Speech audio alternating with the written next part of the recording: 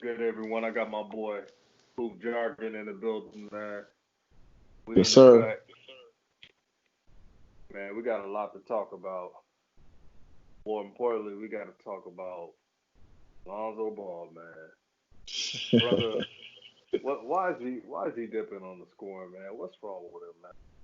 Man, you know what? I got an official phrase to call what Lonzo does, man. I call it Bambi mode, man. It's like a little scared deer in the headlights. He back in Bambi mode, man. I don't know. Man, we took 2 years getting rid of Bambi mode. We get 4 months off. The brother had a stellar year up until the COVID. And he go right back in Bambi mode, bro. I don't understand what's going on, man. Brother, I hate that. I like the term, and I hate the mode that he's in, man. Bambi mode is is pretty much holding him back. He's a clearly, mentally afraid, I think, to attack the basket. I don't know if it's because of free throws or what, but it's very bad right now. Agreed. He's very attentive right now. And he does this, man. Like I don't know what the origin of this is, and like I don't know what he's thinking, or I mean, because basketball, a lot of people don't understand, man. It's a lot that goes on in between your ears. You know what I mean? Whether it's stuff at home, whether it's stuff that's been said in the locker room, whether it's stuff your coach has said before the game. A lot of that stuff, when we talking about impressionable athletes, it does affect how you play. You know what I mean? And so Yeah. I just wonder what the influence is getting in between him, of him not playing his game so freely. He's going back into retreat mode, man. So I just don't know, man.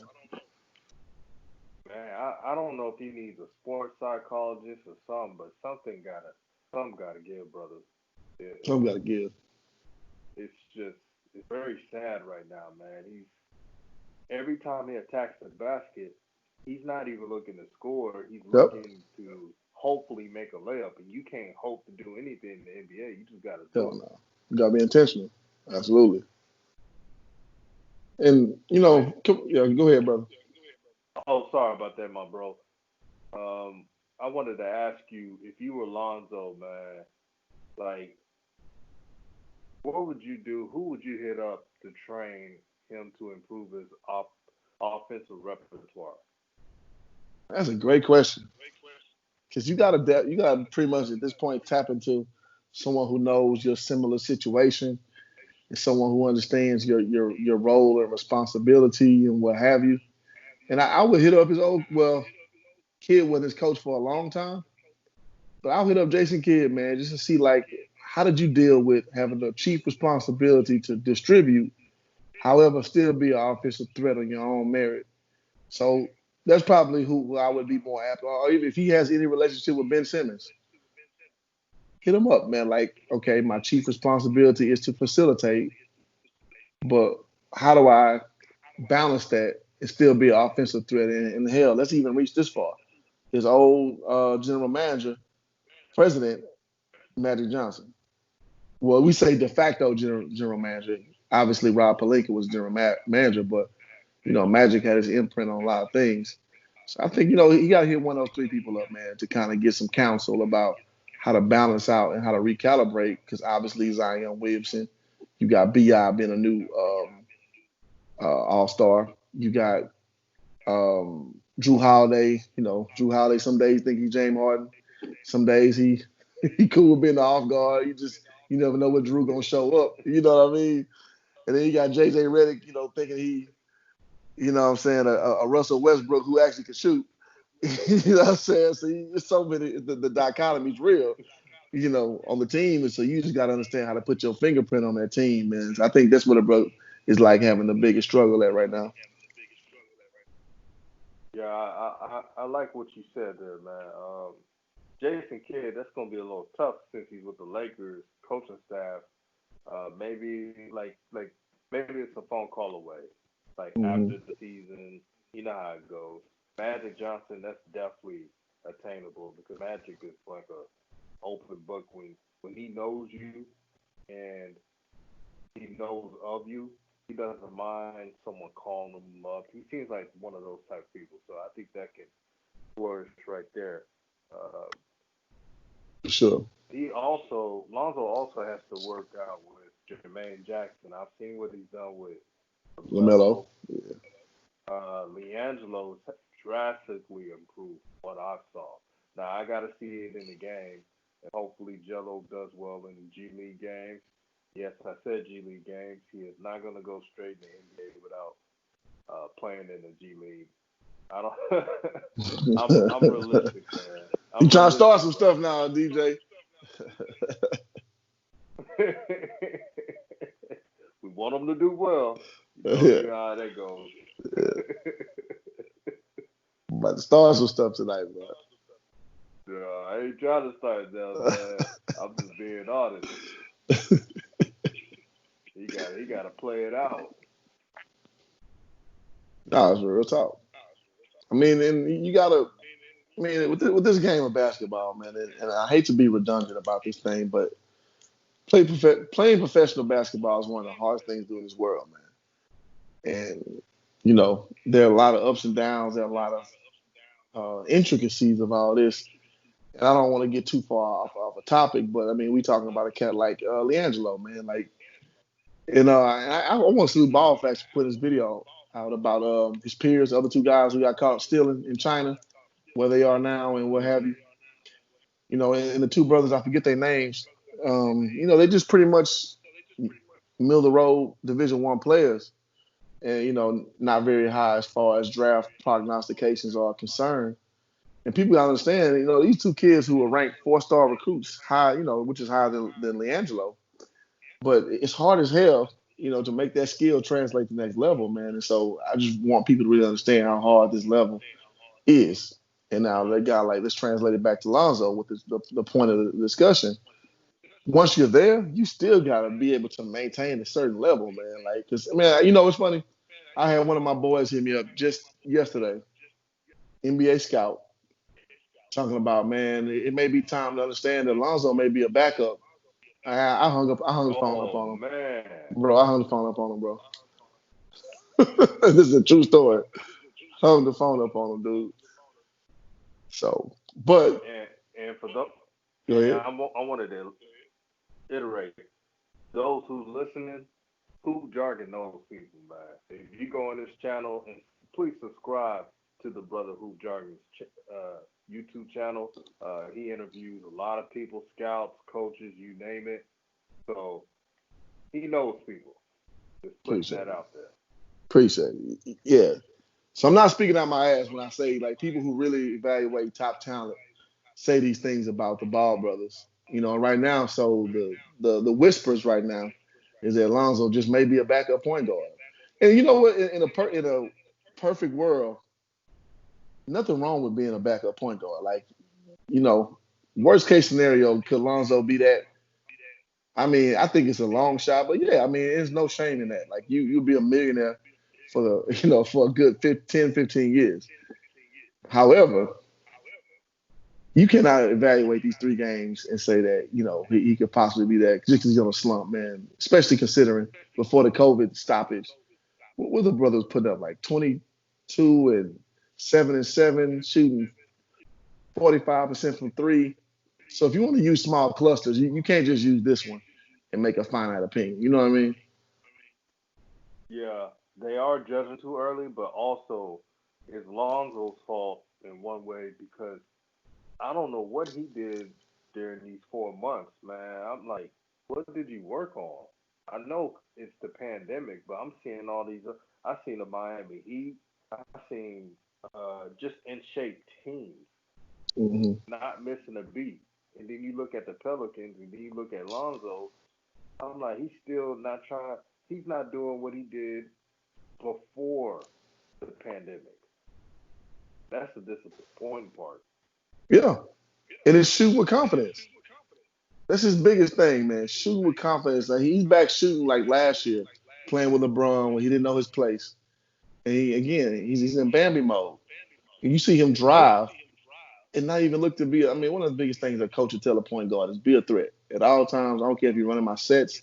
I don't care if you're getting the offense involved. You have to be a threat because you got to keep the defense honest. You're not seeing that from Zoe right now, man. Zoe playing like he afraid to get snatched off the court again. It's like, damn, That's two coaches, same thing. Like, what's up, man? And this brother's messing up his bag, man. Let's say Lonzo was doing what he was doing before the pandemic, he would have, and he did that in these last 6 games. Yeah, The brother would have had a huge bag, man. But he's playing too complacent, like he just chill. And you can't be like that, man. When it's money season, you gotta go get it. And I'm not trying to bring up Lamelo. I know people get on me because they think I'm trying to like pit one against another. I'm just saying a mentality that Lamelo has. And you know what's funny, Hoop Jargon? what's up? When Lamelo was playing in the NBL, I got on Lamelo worse than I got on Lonzo. Hmm. And, but they seem to forget that. Well, you know how that go. Yeah, man. But here's the thing with Lamelo. Let's say if he was in Lonzo's position, Hmm. if he knows he got to get at least 15 points to get and double digit assists to get that max, Lamelo go he gonna get his, man. For That's all sure, I'm saying. for sure. Lamelo is a true combo guard, man. Like with extreme guard ability, or I'm sorry, point guard ability. But he's definitely a combo guard. Like Lamelo can be whatever the situation needs him to be. Hmm. Win, lose, or draw. You know what I'm saying? He ain't shy about letting that thing fly. Whereas Zoe is a No. lot more calculated. You see him look.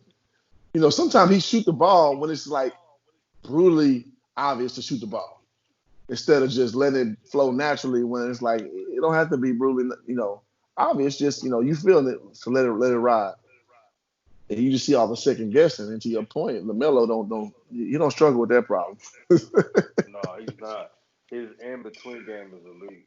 Like Yeah, I know people who literally coaches, just regular coaches, homies who are coaches now who come up and call me time to time. They know I'm a little Mellow fan, and they said, "Man, I know I get on Zoe, but I'm telling you, you don't have to worry about Lamelo getting his. He gonna get hell his." no, That's what they tell me. These are people that hate on the Ball family, man. We from Texas. We know people that be hating on the Ball family. absolutely.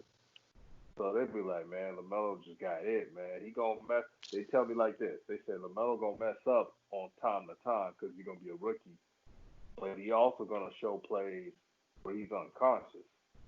But Oh he ain't yeah, gonna give a damn. He gonna get oh his. yeah, oh yeah. You gonna spaz out. And and that's a great point you talking about, like being from the H. Man, it's the Boo Birds coming out. I ain't gonna front, man. So it's funny, man. Again, running my group Hoop Jargon. So we got a lot of ball haters in the clan, and so from game one, they got back on their job, and I missed game one. I had to go back and watch the highlights. Well, I missed most of game one.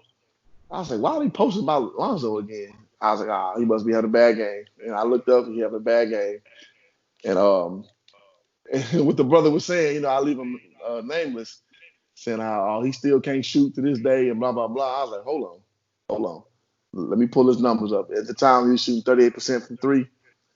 You know, damn near shooting 40% from three. Like that's good shooting percentage. That's like the biggest bugaboo people said, right? People say he couldn't shoot three adequately, so he wasn't an NBA player. A pro level player, right? Hmm. So, and once I imparted that wisdom on that brother, he was like, "Oh well, he's still shooting 50 something from free throw." And I'm like, dude, you played Division I basketball like I did. Who the hell judges shooting ability on free throw percentage? Like, are you kidding me? Like, like, who does that, Now man? I gotta say this. I gotta say this, Hoop Jargon. Lonzo gotta work on that No, free I throw agree. shooting. You know it, I agree. I and agree. yeah, and you've told me that. I'm putting it out there. You told me that, so Agree. you know it. But I get what you're saying though about they're not separating the two. Exactly. Lonzo has drastically improved on his 3-point shooting. Now I could say the number is kind of skewed. I think his actual number is 35 because I'm talking about volume shots. Hmm. The reason why he has 38% is because he barely takes a lot of volume shots of threes. Well, he takes 6.5 threes a game. That's actually a lot. He's up there with Westbrook as far as attempted threes per game. Because the brother, when I hit him with that stat, he was like, oh well, he ain't shoot. He basically was insinuating he don't shoot that many threes, and that's not necessarily true. He does shoot an adequate amount to be compared to a starting point guard. So 6.5 threes a game, that's a lot of threes, bro. Yeah, I'm looking at it. Yeah, you're right. It's a lot of threes, man. Yeah. You're right. You're right. It's a lot Hey, of those threes. look. I don't mind being. Hey, man, I don't mind being wrong, man. When my homies come in and bring that hoop knowledge, hoop jargon that's played overseas, he's been coaching, so he knows the game. He ain't out here like these YouTubers come out here and act like they Don Cornelio or something. Like the Don of sports, and they can't be wrong. Like Yeah. I hate how these YouTube channels be like they be on live stream and they act like they can't be wrong on something Yeah. because it's their content. Man, that's unrealistic. I mean, unless you're Greg Popovich, you're gonna be wrong on something. That's just the nature of basketball, and that's okay if you understand basketball. Now, if you just pulling shit out your ass all day, I mean, yeah, it's gonna be rough for you to prove validity to what you're It's saying, and gonna be I a don't care about being wrong. long day. It's gonna be a long day, brother, and that's why people's kind of get on me, amongst our little group of people we speak to, talking about, I don't be putting out ball content like that. And the reason why I don't do it is because I don't do it to something tangible to speak on. That's just how I roll, you know. Shit, each their own how they run their YouTube page. When something relevant to report, I run a basketball page, but I obviously have a vested interest in the Ball family. But I'm not gonna report every little thing. That's just not my style. But when I it's time to get respect to the that. meat and potatoes, then I'm ready to let's get it in. You know what I'm saying? That's just how I roll. That's how I look at sports. That's how I respect sports. Like it's been a big part of my life. For the duration of of my life. So and that's why like we 4 games in. That's why I was hitting you like DJ. Come on, let's get this video going. Like let's talk now. That For little real. COVID stuff. I ain't really care about workouts. Me, I don't really care about that. Well, what you gonna do when the rubber meet the road? So now that they playing, now I'm like, yeah, let's talk about it. So that's just how I am, man. Nah, I respect that, man. That's why I like what you do, man. You consistent, and people look at your YouTube channel and see that you got like 200 plus subs, but they don't look at the Facebook Yeah, where you where your bread and butter's at. See, I know Facebook's yeah, you, yeah, you got a lot on Facebook, man. You got yeah. Yeah, the Facebook be popping, dog. But it's okay though. I'm a newbie on YouTube. That's cool. I'm willing to put my dues in. But yeah, I be popping on Facebook, man. Like a lot of people be inboxing, like, "Damn, bro, I ain't know you was doing it like that." But you look at my YouTube, you be like, "All right, well, this guy starting out, but it is what it is." yeah, for sure, man, for sure. And you know what's so funny, man, about your YouTube channel, man? I remember it was just 50, and then we Yep, started. yep, And I told you, man, I said, man, we do these little pod things, that thing gonna jump. Your stuff jumped to 200, what, 70 something or yeah, somewhere around something there. like that. And that's a big increase Shit, at a yeah, short time. It was shit, quick. yeah, shit, yeah. It's hard to get subs. If y'all don't know this game, it's hard to get subs out here. Facts, man. And Man, your they don't channel, bro, understand. yours done blew the hell up too, bro. Yeah, I'm almost 600. People don't realize I deleted my channel and then I restarted my channel and I got 600 subs quickly. My Yeah. views increased. So I mean, this ain't no easy game, man. This ain't Shit, well, you my know. man's went to the isolationist. What you Yeah, call man. yourself? I get away Oh from the man, world, man. bro, I was World. like, man, boy, DJ, man. Oh man, I'm always trying to transform myself on YouTube, man. It was Man, fun though. hey, I mean, it is what it is, man. Funny backstory, man. I don't think you was even told this, man. Me and DKM was on Skype talking about you when you kind of dipped off a little bit, and he didn't understand, like, man, why DJ do that?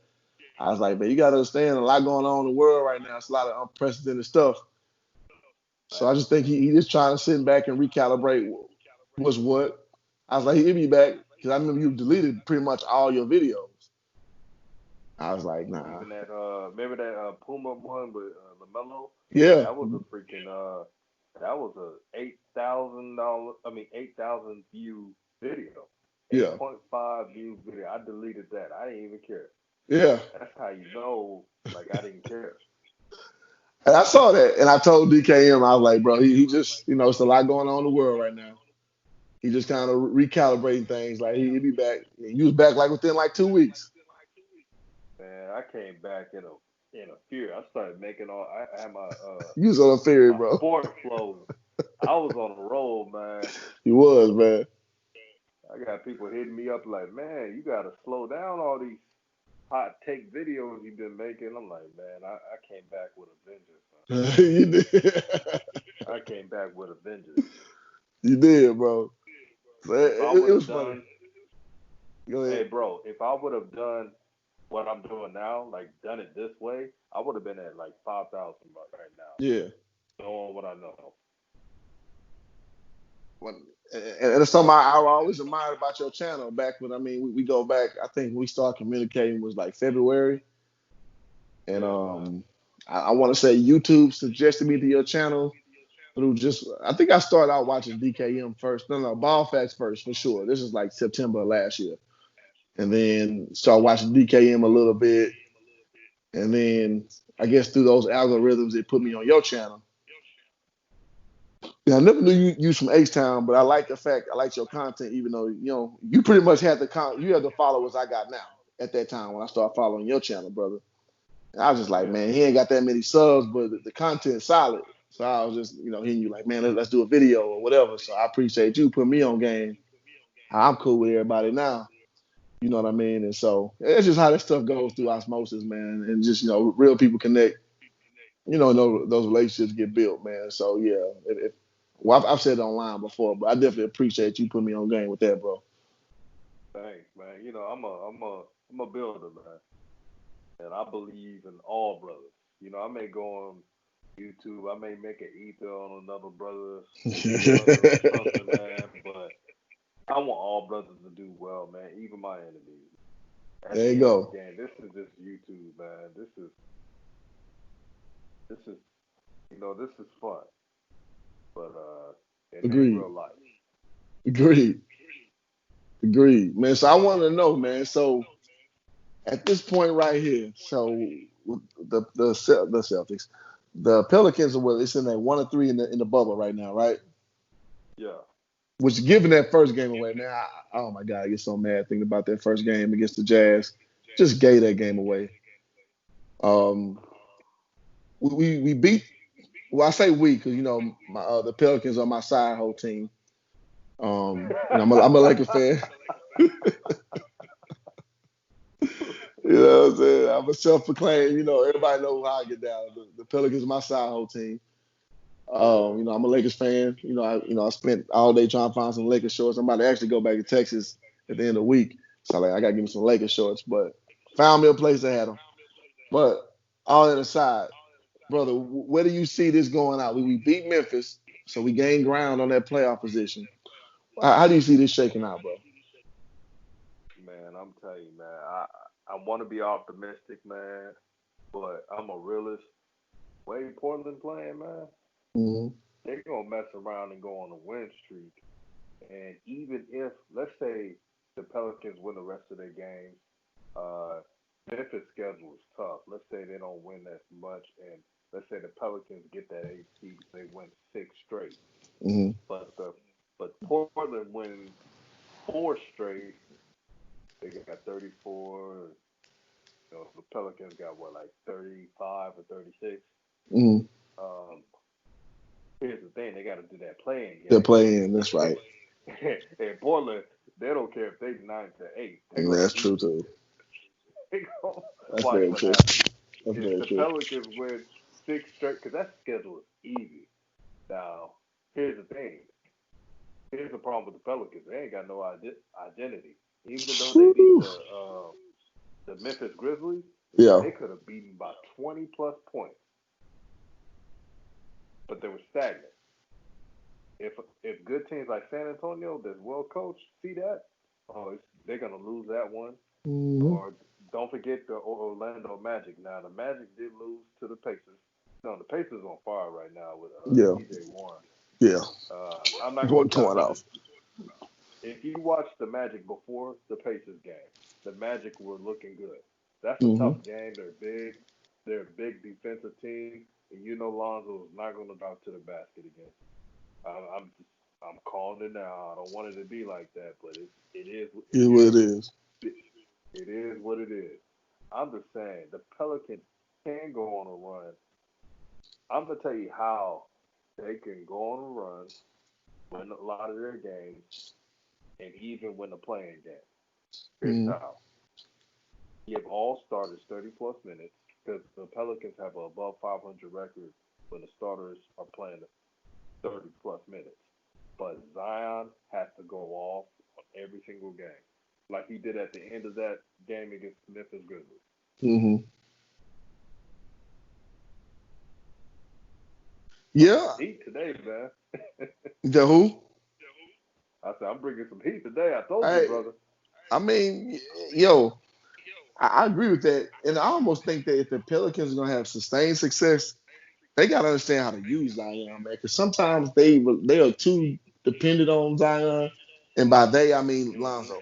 I see Lonzo give Zion the ball like he LeBron. Hey man, excuse my French. Fuck that. Yo, you need to get in the position, scoring position. Then I'll give you the ball and just go opposite. But he gives Zion the ball top of the key sometimes, and it leads to a sloppy possession. I'm like, he ain't earned the right to have the ball top of the key like that, just every play, and just like this is the way, this is the momentum we gonna ride every game, every possession. So, and I put that on Zoe, man. Being a point guard, you are the extension of the coach on the floor. You got to put people in their spots, man. And that's something that's very frustrating about watching it, bro. Because I like Zion, man, I really do. But he can get a little sloppy, man. And you as a point guard, when you allow that sloppiness to happen, that's reflection on yourself as much as that player. Because who's that remind you of? Julius Randle. Zoe used to do that same shit to Julius Randle. Let him just kind of go wrecking ball style, and he'll mess up a 2, 3 possessions, and they'll cost the game. It's your job to take the ball out of his hands and direct him to go where the fuck he's supposed to go on that court. And that's what Zoe needs to do, man. I just can't. I like again. I think Zion will be the caveat of this team's success, but you can't ride it as a singular standpoint, to success. Like the point guard, aka Lonzo Ball, gonna have to start facilitating that, bro. Thank you for saying that, man. Like there'll be times when Zion sets up a great screen because he's a wide body. Yeah. And instead of Lonzo taking it to the rack and dunking it, which I want Hmm. him to do, Hmm. because I'm at a point I'm tired of him doing layups. Just dunk the ball. He Hmm. got a 40-inch vertical. Dunk the ball. Don't do these fancy layups trying to be like Julius Erving. Dunk the damn ball. Uh, stop trying to like he'll pass the ball to Zion. He'll just watch and stand there. Come on, man. You got to be a point guard, man. You Agreed. and everybody's talking about debating who's better between him and De'Aaron Fox. I can't even defend Lonzo right now because even though the Kings lost, De'Aaron Fox is getting his. He got 28 today, like it was nothing. Nobody could stop him. He's faster than everybody. And yes, he did shot. He did miss, have some misses. But here's the thing: when your point guard is aggressive, you gonna get that bag. And De'Aaron You the Fox is bag. gonna get that bag. He gonna get the bag. He So gonna be I a mean, loser, but yeah, I agree that he gonna get the bag. that's what it's all about, man. See, Lamelo understands, and I'm bringing this up because I know people are gonna be on the comments, Sean, anybody else, they'll be like, man, you gotta always bring on Lamelo. I'm just excited, man, because Lamelo's a killer, man. I like his killer mentality. He doesn't give up. I've seen a game in the NBL. Uh, don't forget the team that Lamelo was on was the worst roster in the NBL. They were Hmm. down like 18 points. LaMelo just was unconscious, brought them back. Uh, Within four, they lost the game, really because the bigs can't catch the freaking ball. That's another. Uh, that's the stuff I want to see. Agreed. And I just want to see less of each one more, man. I'm sorry, man. I don't understand. Well, Thank you. bro, he is one of the worst decision makers I've seen in quite some time, man. Like I don't know how he sees basketball, man. I really don't understand how he sees basketball. He's always like a step too late. Now he has a lot of ability, so I understand ability gonna get you on the floor. But he sees everything a tick too late, man, and it translates into losing basketball, man. Like I don't care what nobody say. That first game when we had like the what 12, 13 point lead and blew it and lost, Hmm. it was each one more's fault because there were a few plays that could have solidified the game at the end of the game. Poor decision making, bad turnovers, it cost us the game. Now you can say Alvin Gentry's lineups is a contributor to that, and I'll go with that. But each one more, man. I mean, because he hit a 3 pointer, and people say, "Oh, well, he hit a three." It barely rimmed in, and he took like 2 seconds to look before he shot it. I was just like, man, I think this is one of them. No, no, no, no. All right, cool. We went in. You understand me? Like, I do understand Gentry's obsession with playing him so many minutes, man. I think those kind of things lead to the team being so discombobulated and kind of jarred, man. And it's why we can't have consistency, bro. Oh, you already know why Gentry playing him, man. He's loyal to the people that stuck by him when that AD fiasco happened. Yeah. See what happens with loyalty, man. Loyalty can get you so it can only get you so far in life. Uh, Alvin Gentry, he's coaching off emotions with these rosters, and he gets so defensive. He out there telling the media, "Oh yes, I am going to." He sound like Bubba Gump. Yeah, I am going to play the deeper roster in this game. That's how he sounds like. Yeah. Old school. Yeah, old school. Sound like Cletus or something. Yeah, yeah, yeah. I told you, cheering and yeah. I always say, yeah, cheering and yeah, yeah. I told you, yeah. That's how I agree. Alvin just should be sounding like. Like, man, what the heck you saying, bro? Bro, they need to get like a younger coach, man. And I get it. Going young don't always work. Look at David Fisdale going to the Knicks. It doesn't always work.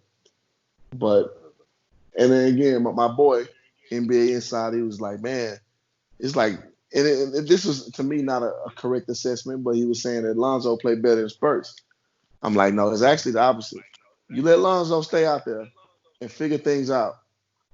That's when he's most effective. When you snatch him in and out, his temperament obviously can't handle it. I mean, we got 3 years of evidence of this, right? It's 3 years of this. Mm-hmm. It's like you gotta let him go out there and play. He's just one of those guys. He kind of reminds me of me when I played. I'm gonna be brutally honest with you, DJ. When I played Division 1 basketball, we talking here, right? I couldn't remember Yeah. plays for shit. I could not remember plays. And I remember like the first little motions, but after the first few passes, I let my instinct take over, and my instinct was really good. But the problem is some coaches don't like the fact that I don't run the play all the way to the T. And so with my coach, Oh. every coach I had D1 level had to learn is just let me play because I understand balance of the floor, I understand cohesion, I understand who's high at the time, I know when to command the ball, I know when to get the hell away from the ball. That's those intrinsic things I know. But if you want to just label me as a guy who can't remember the plays, then you'll basically misdiagnose how I am. That makes sense. Yeah, I get what you're saying. So I'm not saying Zoe suffers from that same thing, but obviously there are little intricacies that Zoe does not adhere to that as far as what a head coach wants, like on paper. But what you got to understand about a cat like him is you got to just let him play because he has such a high understanding of basketball that he's gonna make it work. And the great thing about it is he's your point guard. So he has a fingerprint on your offense. Whether if you don't love his offensive prowess sometimes, you don't love how aggressive he is. He's still smart enough to run your team.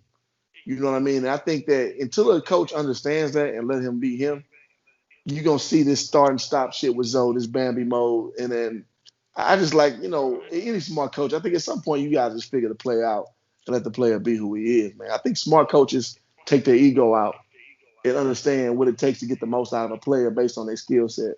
And I just can't wait till Zoe gets that going his way, man. Absolutely, bro. This Bambi mode is like it's like something that can't go away. If I wish if I was the Lakers at the time, what I would have done, I would have hired a shooting coach, no matter what family or anybody saying. I would have done that. I said that from day one. Mm-hmm. Luke Walton would not have been my coach. I would have hired Mark Jackson. Yes, I said Mark Jackson Okay. because he knows how to build young talent. He built the Warriors. The Warriors were not the Warriors. Wouldn't even be the Warriors without Mark Jackson. Uh, Steve Kerr blessed to land in a situation like that. Remember, Steve Kerr was going to choose the Knicks job, but declined it. Once he saw that Warriors team develop, they was in the playoff. Remember, 2012, 2013, 2013, 2014. When you watch the Warriors play, you were just like everybody else. We were all shocked. Like, how did this team come out of nowhere and make the playoffs? Mm-hmm. Steph Curry wasn't Steph Curry then. And Agreed. I had some Sean tell me, oh, if Steve Kerr would have coached the 2013-14 Warriors, they would have won the finals. That's the dumbest thing I ever heard. I said they're not beating the Spurs or the Heat that year. They're No, not doing that. not happening. Well, I will say this. Mark Jackson gave Steph and Clay that confidence they have now. He definitely, there's no question about it. Steve came in and tweaked things, and actually, so if you remember in that team, Draymond Green didn't start, and he got like he literally got bench guy minutes. I mean, him being a low second round pick, it's understandable. When Steve came in, Steve made him a major fixture, and that's when they went to a championship level team. So now, granted, it's kind of easy to get an A on assignment when your group mates did all the hard work for you. To Oh your yeah, point about what Mark Jackson established, but yeah, man, it's yeah, no. So I think to your point, you got a lot of uncultivated young talent, and I don't care what nobody say. I think the Pelicans got the youngest, well, the best young talent in the NBA. So it may oh take I a agree. guy, yeah, it may take a guy like Mark Jackson to instill that confidence in you to take you to that next level. Whereas, Gentry is more of an old school execution style coach where they may need some bravado. At the end of the day, you need to be told you the best team in the league and don't see yourself as nothing second than that. Sometimes that boosts your ego more than X's and O's can boost it, man. Man, brother, I heard Mark Jackson say something that I wish that Lonzo's coaches would have said to him. Mm-hmm. He went on air and said, and this is Mark Jackson. He said, "You got to let young guys make mistakes. Yep. How you expect them to grow and become champions? Yep. You don't allow them to mess up every now and then." I was like, Yep. "Wow, this brother gets it." Yep. And remember, he told Steph Curry and Klay Thompson that they were the best shooters of all time before it was popular. People, I remember it now. People thought they were. People thought Mark Jackson was ludicrous and that he was sipping on that holy water too much. I remember those comments. And look at him now. He knew what he was talking about. Agreed. Yeah, and that's so true. Like, cause one thing you'll learn, man, talking to coaches, that philosophically, all coaches don't view things the same way. Some coaches are like very, very staunch and old in their line of thinking, and they don't necessarily look at um, the growth process the same way.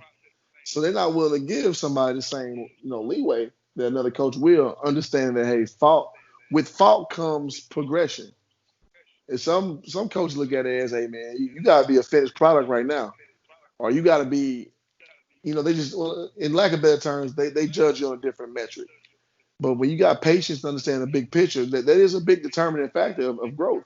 You think about Steph, man, like the boy has them glass ankles, right? The prognosticator said that Steph pretty much was going to be a tweener between a point guard and a shooting guard, and he was a little too small for both positions. And Mark Jackson kind of instilled that confidence, like, man, damn all that. You go out there and do you. Klay Thompson coming out of Washington State, he was a good prospect, but name another player out of Washington State that was a great player in the NBA. I'll wait. Can't think of I'll wait. all. Besides LeVar Ball going out there for a year. Who, who had success, out of Washington State, bro? Man, no, I can't even think of any. There we go. So with that What being if said, LeVar Ball would have told, brother, what if LeVar Ball would have said, I'm the best player out of Washington State? That would have caused some headlines because everybody knows Clay is. yeah, he should. Yeah, he should say I'm the second best. Because can nobody name a second best? Well, he's the second well known, but he definitely is the second best. Well, of course, but LeVar don't deal with reality all the time. He deals with hyperbole. So Yeah. you want to make a statement like that, And brother, why do people take like what LeVar's saying so seriously? I could tell when I look at LeVar, he does that little grin. I could tell when he's like joking Yeah. around. I could tell when he's serious. And these shines on YouTube, they spend a whole day talking about how LeVar did this, ruined the kids' lives, and all this stuff. I'm thinking, I'm sitting back, I'm like, is that all you gotta talk about? Is that the whole time? Yeah. Is that it? Yeah. Well, I mean, I've been dealing with the LeVar Ball experience for about 3 years now in my personal life. And what I've learned, what I've come to understand is a lot of, and no disrespect to the brothers out there who don't like LeVar Ball, but what I've come to understand is if you don't like him, and the reasoning that you don't like him is that you're not a high level thinker. And what I mean by that is this: you get caught up in the hyperbole, which basically means when he overstates things, and you get hung up on that, and you can't understand big picture. So big picture is LeVar Ball is always going to be P.T. Barnum. He's going to be the big promoter. He's going to be Al Heyman. He's going to be, Don King. He's always going to be that archetype. That is always what he's going to be. He's never not going to be that. So when y'all get upset, he's saying Jello, he's going to be better than Zion Williamson.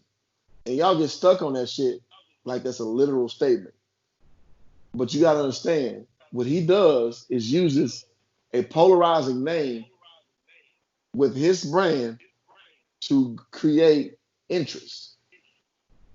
What he said, I can beat Michael Jordan. He didn't say I can beat Ron Harper, right? Yeah. He said Zoe better than Steph Curry right now. He didn't say, oh, Zoe better than um what's my man's name that played for the who's a good point guard. I like him for the Nets. Uh Kyrie. nah, the other one. Dimwadi. Spencer. Spencer Dinwiddie. Yeah. He Spencer didn't say, Dinwiddie. oh, Zoe better than Spencer Dimwadi right now, which would be a better comparison. You know what I'm saying? No, you go for the thing that resonates the most with people's consciousness. And you go for the big names. That's what LeVar has done consistently. So brothers who don't understand that process, they get upset because, oh man, how can he say that? That's wrong. Of course it's wrong. But the goal, if you're gonna promote somebody, you pluck out the most, polarizing names, which means the best, and you compare your product to their product. Let me liken it to what I do for a living, DJ. So I sell mattresses for a living. I make six figures selling mattresses. I do a good job of doing what I do, right? So there are a lot of companies that compare their product to Tempur-Pedic. Tempur-Pedic, if y'all don't know, is the best. It's the best. So there are companies who charge, so Tempur-Pedic can charge from about $2,100 to about $8,000 for their product. There are companies who just fly by night companies who compare their specs to Tempur-Pedic, and they make the rubric to compare to Tempur-Pedic in a sense that a consumer would decipher it as, oh, well, the way they say it, yeah, this is like the same thing. And they charge you $800 for a product. So in the consumer's mind, you compare to Tempur-Pedic, but to a mattress expert, it ain't close. Like you trying to use metrics that are irrelevant to compare yourself. But that's a good, marketing tactic because you are putting your products side by side with something that is known as like the standard. You know what I mean? Which is smart. That's smart. That's what you want to do with your product. Some company you ain't never heard in your life. So that's what LeVar Ball consistently does with himself and his boys. And low-level thinkers don't understand that logic, and they get so upset when they need to understand the big play is. The big play is to get the name out there, the stuff to garner interest, so you can maneuver in that space to promote the brand, to promote the product. So that's what happens right there, brother. Yeah, excuse my language, but low-level Negroes tend to do that. They they overthink things. They can't use common sense, logic, on simple situations. Uh, I've talked with people who are not too fond of LeVar, and what Yeah. they would tell me is they, even though they are not fans of LeVar, they never take him too seriously Mm-hmm. because they know it's like a promotion, like P.T. Barnum, uh, Vince McMahon, stuff like that. Absolutely. So they get it. So that's why they're not always mad and on these YouTube shows talking about what LeVar did. Uh, Remember, I'm not gonna say this person's name. The usual suspect. That person. I remember. I remember when this Shine said that Lamelo's career was over because of LeVar. I remember that. Yeah. LeVar has ruined Lamelo's career. Ruined it. But you know what, brother? And He wasn't the only one though who was saying that though. who else? Shit, ESPN, Yep. Yep. You're right. ESPN did say that. Fox Sports, ESPN did say that. So he ain't the only one to his credit. He ain't the only idiot who couldn't see the forest beyond the trees, who couldn't see beyond the trees. You know what I mean? So, low level thinkers come wide and abroad, brother.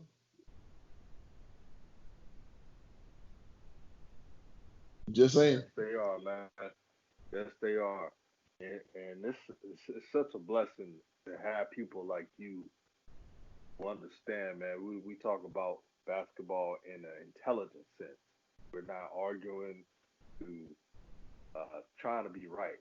He corrected me on this show today, and I had no problem with it because I respect your hoop knowledge. Appreciate it. Not worrying about, man, this person corrected you. Oh, Nothing wrong with I that. don't want to.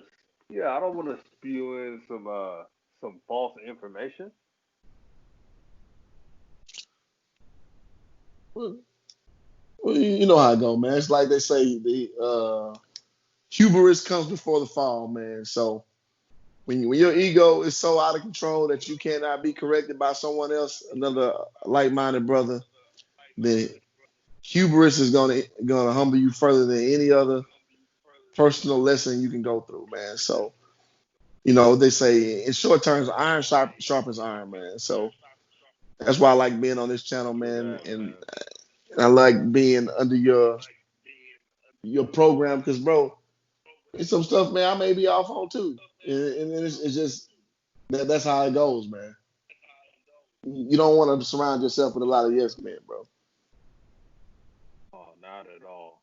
That'd be so lame if I had you, DKM, the homie Ball Facts, uh, AB the Hero all agree with me. It would Yeah, not be fun. It would be boring. The reason why I'm cool with you guys is because everyone has their own mind, their own way of things, and they have their own voice. And I respect that. absolutely. Absolutely. Even I like, I respect ball facts letting his nuts hang. Remember when he did that Takashi 6ix9ine thing, and I was just like, bro, nah, that one ain't the one, bro.